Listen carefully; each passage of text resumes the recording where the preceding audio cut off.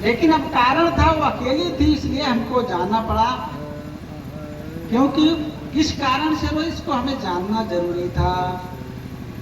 क्यों जरूरी था? संत हृदय नवनीत समाना। संत का हृदय कैसा होता जानते हैं? नवनीत समाना, जैसे मक्खन होता है, मक्खन के समान बड़ा स्वच्छ होता है। मक्खन के समान बड़ा सुंदर होता है, बड़ा स्वच्छ होता है, बड़ा निर्मल होता है संत का हृदय। कहा कबिन पर कहा न जाने, आगे कथा बता दीजिए, अभी तो नहीं जाएंगे।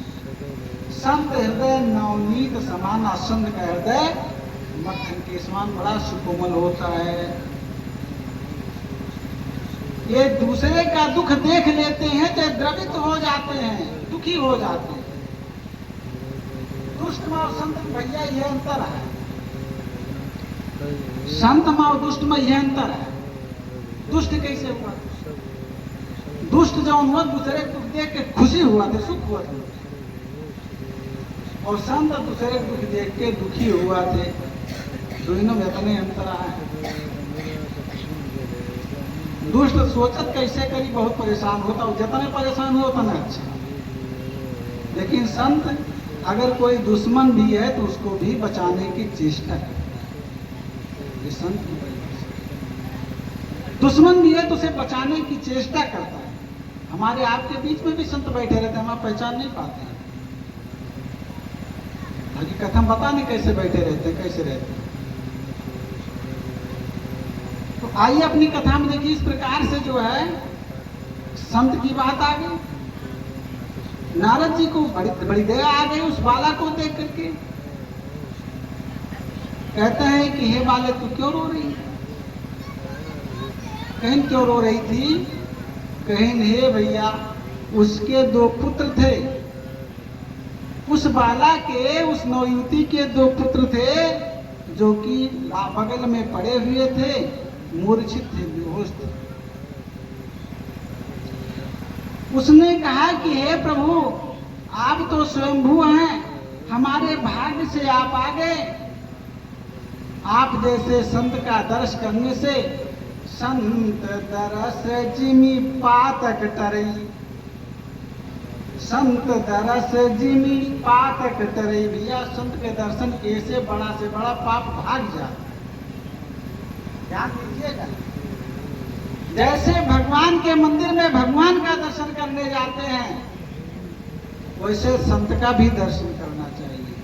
अगर वास्तव में संत है तो उसके देखने मात्र से पाप दूर हो जाता है। संत दरस जिन पातक धरे। आप लोग बड़े भाग्य से, हमारा भाग्य उदय हो गया जो आप लोग मुझको मिल गए। ऐसे उस बाला ने कहा कि हे प्रभु, हे महात्मन, आप हमारे बड़े भाग्य से आपका उदय हुआ, आप आ गए। हमको बड़ा कष्ट है। रोने लगी। नारद बाबा ने कहा क्या है?